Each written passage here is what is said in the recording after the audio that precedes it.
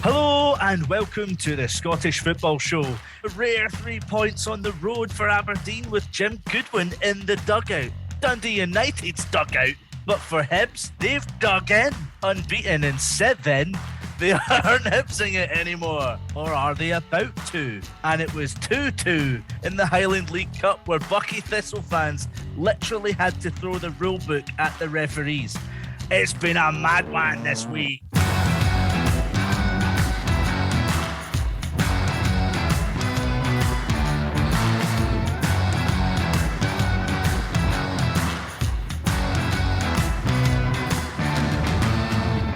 Yes, hello, welcome to another chaotic, underplanned omni-shambles of a podcast that focuses on Scottish football. I'm your host, Andrew Slaven, and someone who is on the road, on a plane, trains, automobiles. It's Laura Brannan from West Ham. She's a senior producer and she's off to Cyprus. Are you excited, Laura? I am excited. I drove all the way to Brighton at the weekend to watch West Ham lose 4-0. So, as a little bit to soften the blow, I now get to go to Cyprus with them instead. Oh, isn't that lucky? Everyone in Scotland right now utterly detests you. Findlay Marks. He's a football filmmaker. He's an editor. And he is not going to Cyprus. Are you? Not anytime soon, sadly. I'm actually fantasising about leaving more than a 2-kilometre radius of my house, which seems fanciful these days just with the two little ones. But we live in hope and hope that we can venture a bit further than that at some point soon. It's fine. I'm going to be 2 hours closer to Finn now. Maybe one day we'll do a podcast abroad. Or maybe one day we'll do a podcast together in the pub. That's the ultimate dream. In the pub. That'd be fun. So guys, some mad goings on in the weekend. Has anything caught your eye, Finn? What stands out from you from the absolute chaos? Well, actually, my favourite thing over the weekend was it being scientifically proven that Rangers are a better team than Manchester United. Oh, shut up. At least when we were shipping 7 goals to Liverpool, we scored against them as well. So scientifically, that means we're a better team, and Scot Arfield is a better player than any player on the Man United team. And it also points out just how tin pot the English Premier League really is. So it's been a win-win all round. Did you see that Andy Robertson as well got injured by a pitch invader in that game? I mean, come on, like obviously it's not going to be like a serious injury or anything, but can the stewards actually do their job? And instead of like tackling the pitch invader when he's on top of Andy Robertson, can they like get them before they enter the pitch? Like, stop being there to terrorise people doing their jobs and actually stop fans running onto the pitch would be quite good. Yeah, I hope he's all right, Laura. Do we know anything about it? That's the extent of what I know. Hopefully it'll be okay. Just means stewards should do their job. You are the Roy Keane of Podcasts. Can you please just protect our captain and also just do your job? Like, you're just there for one thing. Just do it. But the squad coming out in a few weeks' time for the start of the qualifiers for 2024, so hopefully he's all right. I'm sure he'll be absolutely fine. But I just want to pick up on what Andrew said there because I don't think I've ever heard a better description. Laura Brannan, the Roy Keane of podcasts. Just do your job. I'll take that. I'm going to take that. What happened to Davy Martindale this weekend, Finn? Well, he got sent off, didn't he? Not unusual in and of itself because his team got an absolute hiding, but the reasons for the sending off were a little bit shambolic and very Scottish football. So the series of events that happened was towards the end of the game, David Marshall shouted over to the benches, "How long's left to go?" To which Davy Martindale replied, 1 minute, and to show him how many minutes it was, raised his middle finger. Now, Davy Martindale did this as a joke. Davy Marshall found it hilarious, and both of them kind of had a giggle about it and carried on. You talk about people just doing their job properly. The absolute Jobsworth referee then comes over and sends off Davy Martindale for ungentlemanly conduct. And by the letter of the law, it probably is, but surely you have to take this into context, that he's doing it as a joke. His team's getting punched. He's not had a good day. Just let that go, surely. I mean, like, contextually, there's nothing that's ungentlemanly conduct about that. It's quite funny. And apparently after the game as well, they were having a bit of a chat about it. And Davy Marshall, the good egg that he is, national hero, said, "Oh, if you need me to back you up in any way, let me know," which was quite nice of him. And David Martindale said, the referee said, "I kind of didn't really have a choice." He's like, "I didn't want to send you off." But then Davy Martindale just said, I bet you did. Which, to be honest, just kind of kills the entire argument. So, yeah. That's amazing. Did any of you see what happened in the Highland League Cup over the weekend? Oh, this was amazing. So, in the Highland League Cup semi-finals, Buckie Thistle against Banks of Dee, the match ended 2-2, and the officials basically got the wires crossed, thinking it should have went to extra time, before they were corrected by fans at the stand, shouting, straight to penalties, straight to penalties, straight to penalties, ref, you don't know what you've done. It's absolutely brilliant. And the best picture you see is the referee on the phone, apparently to the league, to try and clarify the rules. It's mad. There's a Buckie Thistle fan with the handbook, with the league handbook, the literal rule book, saying it's section 48 to section 60. It clearly states, well, and I'm not. This isn't verbatim, but somebody just goes, throw the book. So it throws the book was to that someone. Actually in fan? Because that's incredible if a fan has actually gone to the game with the rule book. There was a rumour that it was a former player, like from the good old days. So a bit of a club legend, but I couldn't tell you who it was. But just an amazing kind of thing to watch, like referees being corrected by the sidelines. What will we see next? It's actually a really interesting story, the Highland League Cup for Banks of Dee, who I think they've got a bit of money behind them, but this is the first time they've actually taken part in this tournament, and they're in the final. It's absolutely amazing. So they'll be up against Inverness locals, who haven't been in the final since 2013 as well. So kind of an interesting one if you're up that way, to go to the final for that.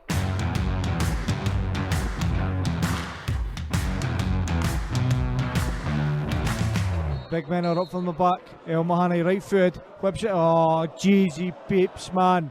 Did you see what Scot Gardiner, the Inverness Caley Thistle chief exec, was saying on Saturday? He's quite vocal, isn't he? Aye, he is, yeah. And to be fair, over the COVID times, he was actually quite good at speaking out against some of the kind of restrictions we had and everything. But he tried a kind of weird line about piracy taking money out of the club's hands.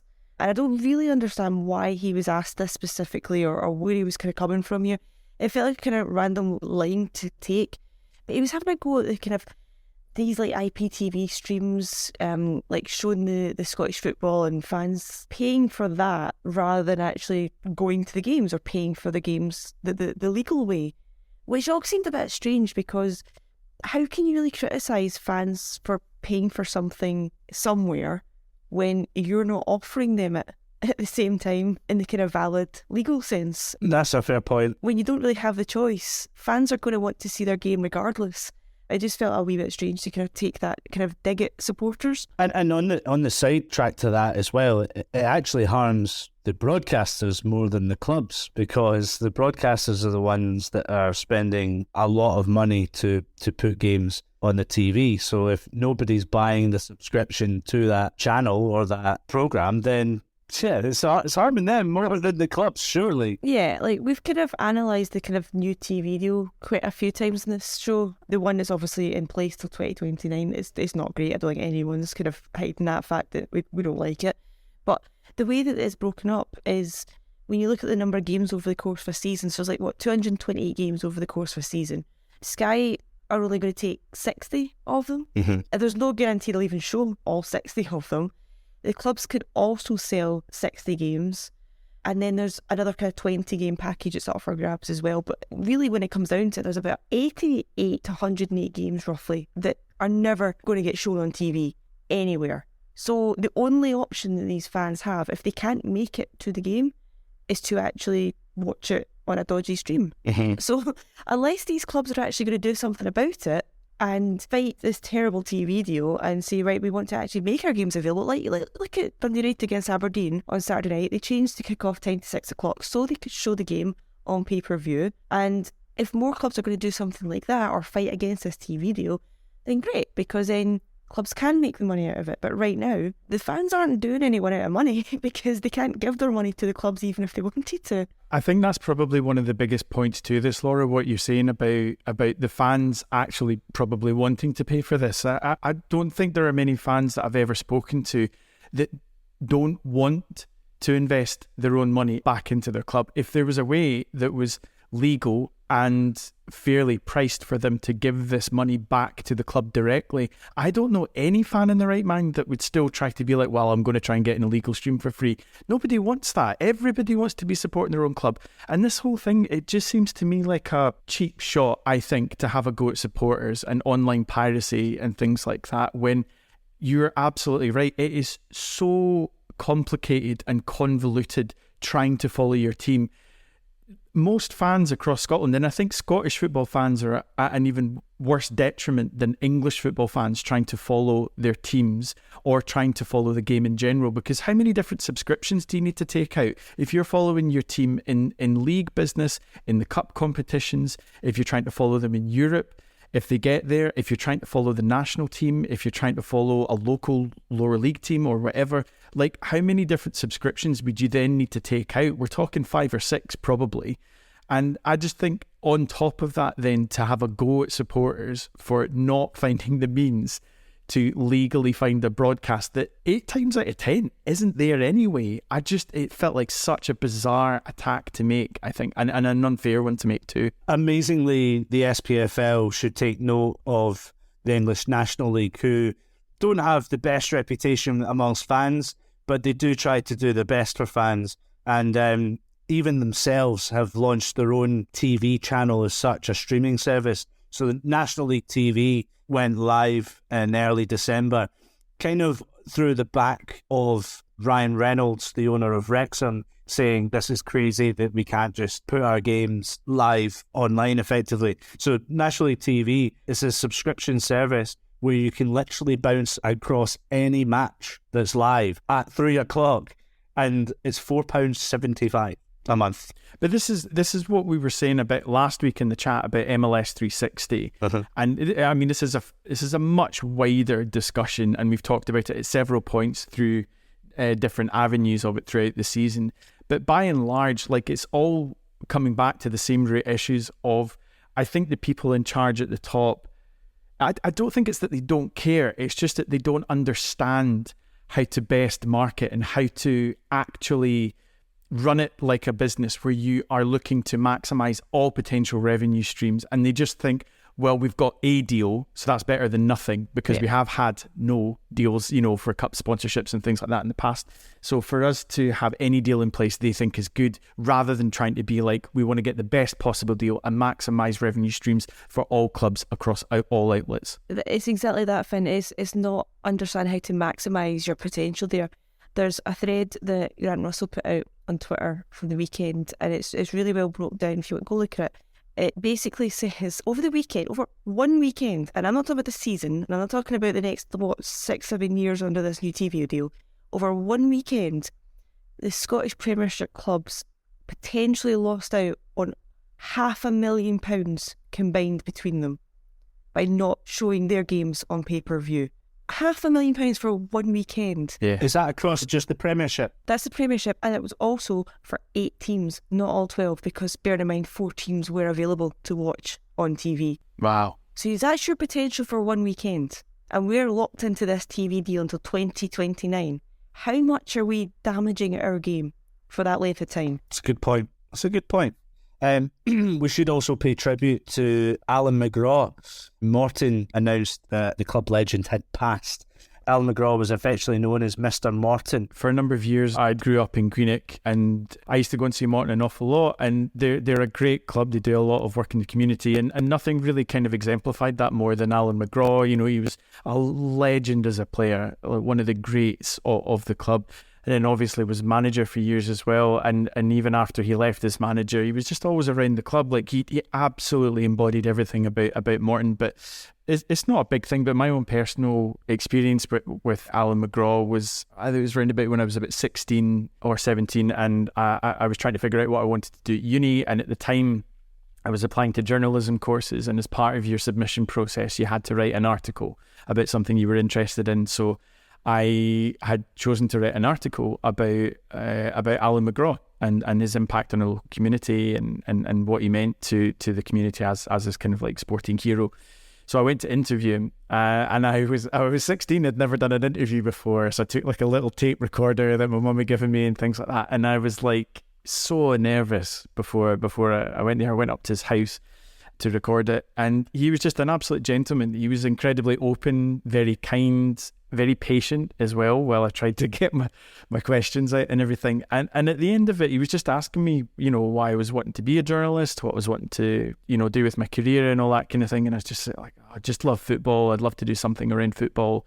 And the bit of advice that he gave me was something that I'll never forget. He was just like, no matter what you end up doing, do it with integrity. Never lose your integrity no matter what you're doing. And that is, as a 16-year-old hearing that, was just something that stuck with me. And I've not ended up quite going into journalism in the route that I thought I would, but still kind of working in football in a different way. And he just absolutely exemplified the kind of person that he was, that even though he's like this kind of like local legend, club hero and stuff like that, he had time for everybody, and he was genuinely one of the good guys. So yeah, it's sad news that he's passed away.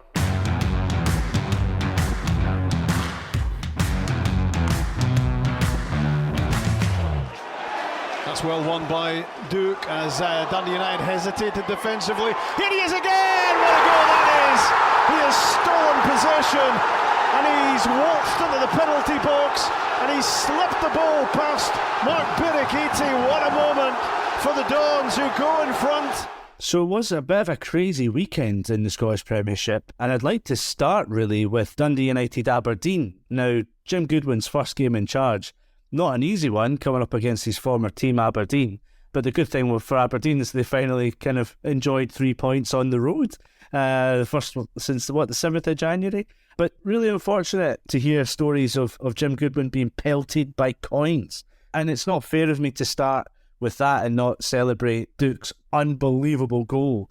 But for any manager going into a game, or any player or any fan, like we've heard down in Blackpool, who's passed away after a bar brawl, like, we don't go to football to get hurt. We go to football to enjoy. It's absolute crazy. What is going on? It's just pathetic, isn't it? It's just, obviously the Aberdeen fans were in that stand behind the dugout, and look, he wasn't a successful manager for your club. He's moved on. Why do you have to then take it out on him even more that he started a new job? I just don't really get this sort of hatred and anger that kind of festers. That it's so unnecessary. Can we all just be nice human beings that stop throwing inappropriate objects at other people, because it's just not necessary? Completely agree. If you want to have a go at people, just unfurl a banner that's got some sort of swear word at them. That's the way to do it. Nobody really gets hurt that way, right? Yes, we should be all nice people. You're absolutely right. But let's talk about Aberdeen, because they were very good in this game. Dundee United, I don't know. They've got such an uphill struggle. But Duke's goal, Findlay, is so sexy. It's just filth, mate. It's so filthy. It is absolutely filthy. It's the kind of goal I've not that I'm much of a player at all, and never have been and never will be, but it's the kind of goal that I've scored once or twice at fives, and you feel like such a boss when you finish a goal like that. But the big thing for me is really interesting, because I thought it was kind of a microcosm of where the two clubs are at right now, and I just think that the way that you saw Duke charge the ball down and to win it and just run beyond the defender, like he just wanted it more than the Dundee United defence. Like, he crafted the goal all himself. The finish is sublime, but for me it was all in the graft to get himself into that position, and the lack of effort I felt from the Dundee United defence to try and cover it. Like, you can just see that it's gone. There was an interesting thing stats wise as well, because I think Aberdeen scored 3 goals. They only had 4 shots on target, so they were very clinical. Dundee United had 24 attempts on goal. Wow. Only 6 of them on target, with an XG of 2.01 compared to Aberdeen's 0.78. And I know we had Ronnie Costello on the podcast last week from the Dodie Fox podcast, and he was talking about, he's like, we just need to start scoring goals. We just need to start hitting the back of the net and collecting points. I'm like, I'm sorry, those statistically, it's not looking good, and when you watch the games, it is not looking good. So Dundee United, they are in serious trouble right now. Big trouble. And going back to Aberdeen, news of Chris Wilder apparently making a pitch to become the next Aberdeen manager. Obviously, we know Alan Burrows is now taking up his post as chief executive at Aberdeen as well, and has a massive job to make the next appointment. But I don't know, guys. Don't know what you think about him potentially coming in. He is absolutely a bizarre choice for me. You know, I know he took Sheffield United up to the Premier League, but ever since then, it's all gone wrong. He was a bit of a nightmare scenario at Middlesbrough, and it just feels like him coming up to Scotland. I just don't know. There's nothing about Chris Wilder for me to suggest he could turn things around for them when it seems to be going quite well under Barry Robson. But there you go. St Mirren, Laura. Oh. You're not happy with the referee at St Mirren. I'm really not. I'm really not happy with the referee in this game. I feel like he killed it as a contest. Charleston pulls down Kyogo, right? And not only does he firstly give it as a penalty, even though it's ridiculously so far out the box, it was almost in the bloody East End in Glasgow. The Phil does not continue into the box, which is obviously why he got overturned in the first place. But I actually don't think this is DOGSO. I think this is really, really clutching at straws to say this was denying him a goal-scoring opportunity, because Kyogo was not in control of the ball. This was essentially just a really bad pass back from Dunn, and Trevor Carson hadn't yet got onto it. He was going to get onto it. Kyogo was nowhere near the ball, not in control of it in the slightest. And they put it down as DOGSO and then put them down to 10 men, which absolutely killed the contest. And don't even get me started on Celtic's second goal, by the way, which was a blatant foul on Mark O'Hara and a handball. So, yeah, okay, Celtic ran riot. It was a very convincing win, but St Mirren obviously went 1-0 up, and the contest just got completely killed at that stage. Thanks for ruining the game, David Dickinson. A bad deal. St Mirren were done a bad deal. Unbelievable. Laura, I have never heard denying an obvious goal-scoring opportunity as DOGSO. What? That is brand new terminology to me. DOGSO sounds like... Hold on, is that not a thing? Sounds like something you shouldn't be doing in the small hours with an animal. Hold on, I didn't just make that up, did I? Finn, tell me you've heard of this before. DOGSO. If I'm being honest, I've only ever seen it written down as a shorthand for not having to type out denying a goal-scoring opportunity. I haven't ever heard people really use it speaking. What? I don't know if this is because like I work in a football office, but I remember a day where I've not used that. I think it's because you spent too much time in the East End of London. They were like, DOGSO, mate, DOGSO, all day long. Yeah. DOGSO. That's so No, much this is definitely from back in the mother old days. This is not a new thing. I'm really confused how this is new to you. Okay, so if you're listening to the podcast right now, you can tweet us. Hashtag DOGSO. Hashtag DOGSO. Let's get hashtag DOGSO trending on Twitter. That'd be amazing. That would be amazing. Trump would be on that in no time. Penalty to Rangers, Finn. What a line. It's interesting because like when I watched the highlights back of the game, when you see it in real time, you're just like, oh, there's nothing there. There's absolutely nothing there. And you watch it back and you're like, by the laws of the game, it technically is a foul. I think the reason why it looks so not a penalty, the foul on Ryan Kent, is because he doesn't go down. I think if he goes down with the guy, you know, putting his arm right out at kind of like neck level, I think is given in real time. So I can see why it's given, but I was pretty soft to me, to be honest. But what I think was confusing is the fact that Willie Collum went to watch it on VAR, but it wasn't slowed down. Like, there's not actually a slow-mo replay of this. So it's actually still... How can he still make that call when you're watching it and you're going, actually, that's a bit too fast to make that decision? The VAR screen is very big. It's just very, very big. That's what I'm going to say. Not very slow. We should talk about Hibs, by the way, guys. Absolutely reborn. More so down to, amazing team performances. But Ellie Euan has been so class. 5 goals in 5 games. And, they're unbeaten in 7. And bear in mind, before that, they'd lost 9 in 11. So they are absolutely bossing it right now. I think they're only 4 points behind Hearts. It's getting quite tasty, guys. And looking up some reports about Ellie, he really attributes the big change in them being the 6-0 win against Aberdeen and saying the whole kind of atmosphere in the changing room has changed. It's fascinating looking back, a couple of months ago and people thinking Lee Johnson, not really quite cutting it. All of his Johnsonisms in his post-match interviews being quite bizarre. But with the likes of Martin Boyle and Aidan McGeady looking like he could be, well, he's certainly out for the rest of the season, and he's certainly, people are wondering if he's going to come back at all, maybe the end of his career. Euan is one of these players who's on loan from St Gallen. You wonder if maybe they can try and get him on a full-time deal. He's been great in recent weeks, and I think as well, with Kevin Nisbet, being out the squad the last couple of weeks as well, he came back in against Livy, but he'd been in great form since he came in kind of at the post-winter break. It's good when you've got players that are in form. And also as well, players coming from the Swiss League is not an unfamiliar route to Hibs fans. I think Florian Camberry, did the business for quite a while coming in from that league too. So if they can make it work and they can bring him in permanently, I think it would be a terrific bit of business. He's just so pacey. I think he frightens defences, and now that he's showing so much confidence, at 23 he could really be moulded into an excellent player. He's not just showing... I liked him early doors, it's just that he wasn't finishing opportunities that arguably he was creating himself, and he's got a good few assists under his belt too. Could be a good one for Hibs fans to look forward to maybe next season.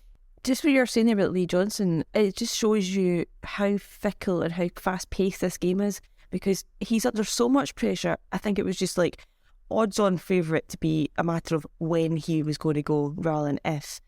And no one would really have been surprised. And he stuck at it, and look what's happened. He's turned it around, no one's criticising him now, and it just shows just how little time managers actually get in the job, and if they're actually given a wee bit of breathing space when things are bad, and a wee bit of patience, it doesn't always mean it's just going to end in disaster. It's actually worked out for them.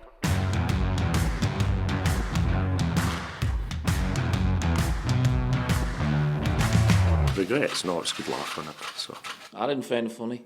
Right, moving on to the Championship, and here to help us chew through it all, we've got Football Scotland journalist Euan Booth Robertson. Euan, how are you doing, man? I'm very well, thanks. And yourselves? Not too bad, not too bad.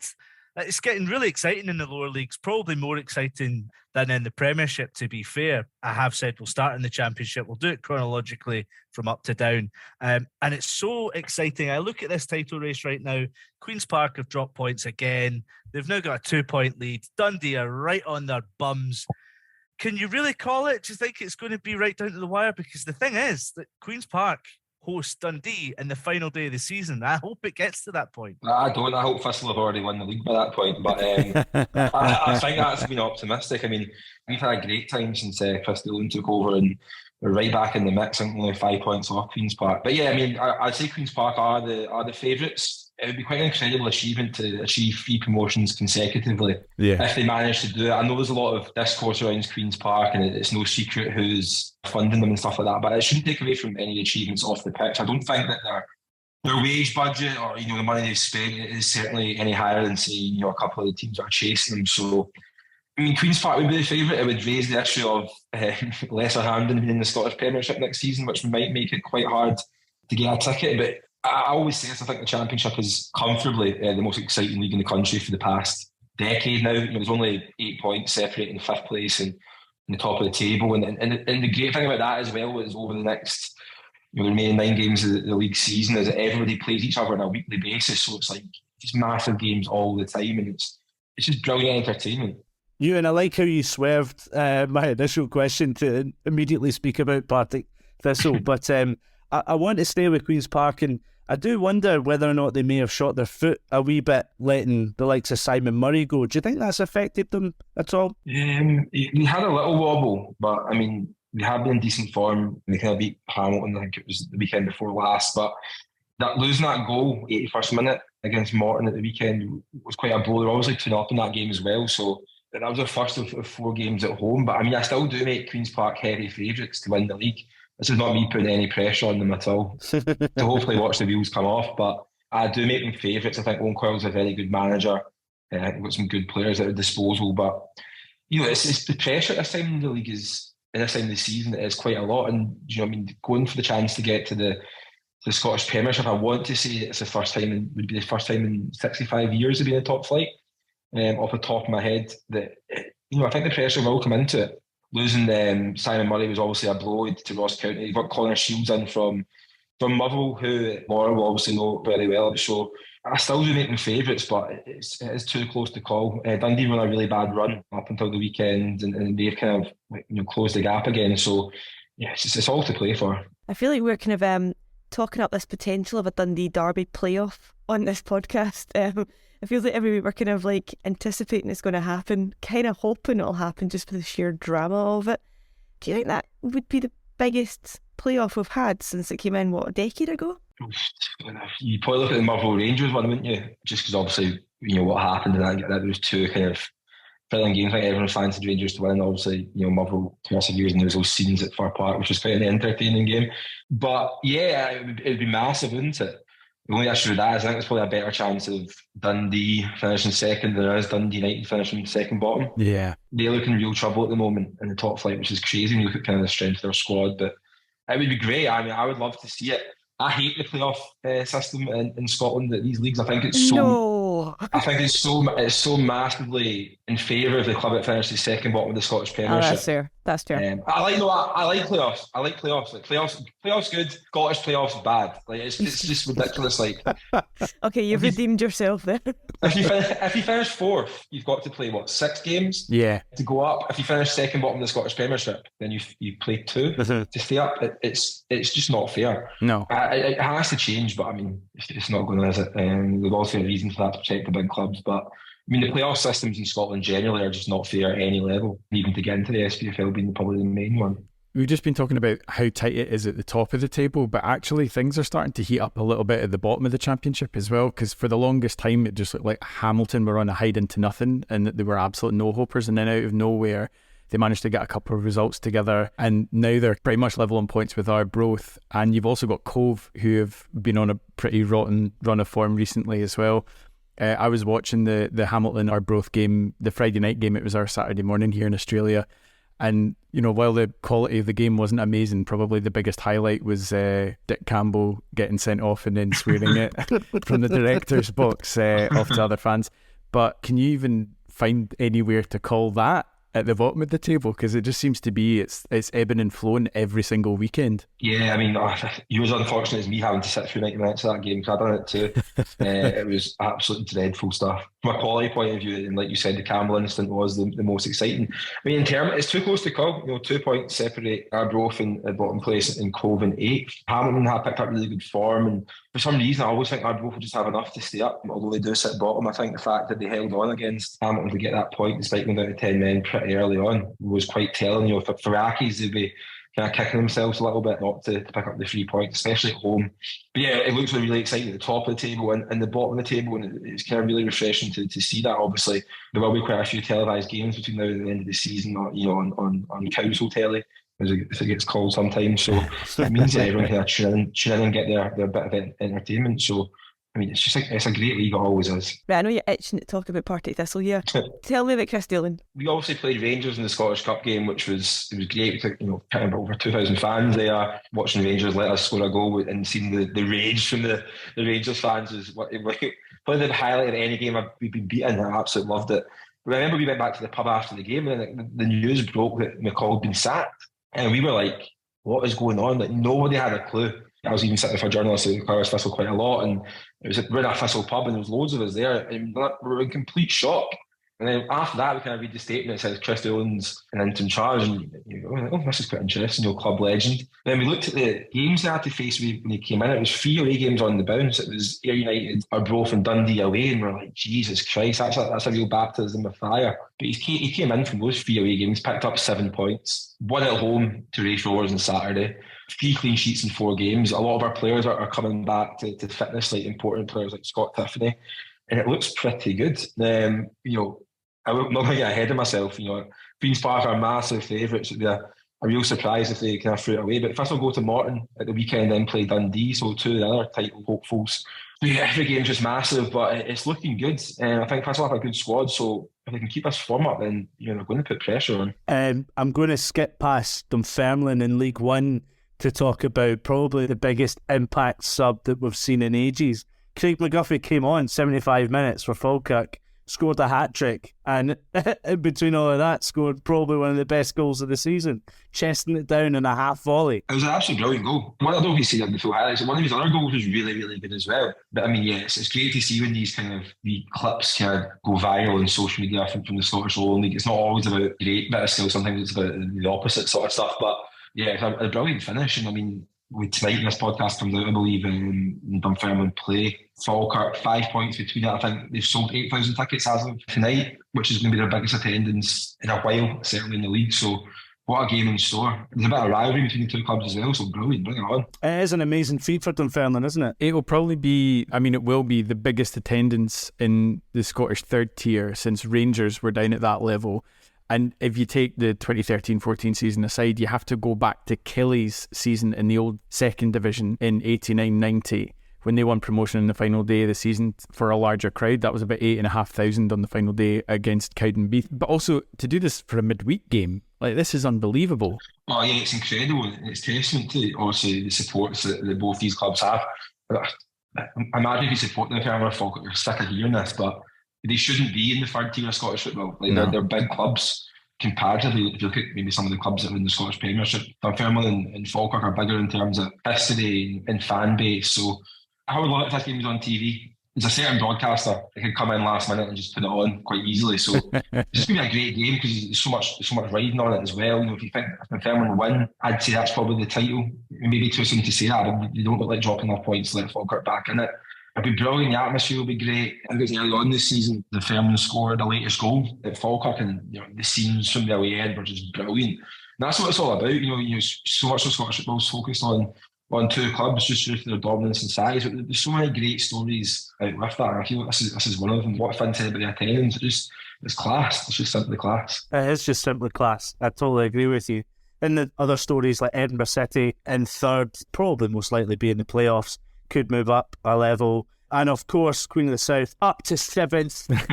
Finally, Marvin Bartley seems to have done a good job there so far. 3 wins in his last 5 games. I'm hoping that continues. So a massive top of the table clash in League One, an equally massive top of the table clash in League Two as well. Stirling Albion against Dumbarton on Tuesday night. Absolutely massive game, teed up perfectly. 5 points separating them. But the thing is, the form is with Stirling. Dumbarton, before they'd won the last 2 games, they'd lost 3 in 6. Mm-hmm. So I do wonder, it's on a knife edge, this game. It's not easy to call. Again, it's going to be a brilliant game. It's the top 2. Like League One, you say the top 2 are going to be the top 2 at the end of the season. So it does kind of come down to the head-to-head. And obviously, Stirling Albion are 5 points behind. They've got 2 games in hand. So, although Dumbarton are top, if Stirling were to win their 2 games in hand, then they would go top. So, yeah, massive game. I might even go to this now. It's not far from me, Dumbarton. It should be entertaining. These big games sometimes, can be damp squibs, but I don't think that'll be the case in either this game or the Falkirk and Fairmont one. That's it for another podcast this week. We will be back next time with more people talking about football things some of the time. Thanks to Finn, thanks to Laura, thanks to Euan Booth Robertson. You can find us on Twitter, you can find us on all your podcast platforms. Just have to look for us. That's us done now, so go and listen to something else. #DOGSO. We're sponsored by DOGSO. Bye.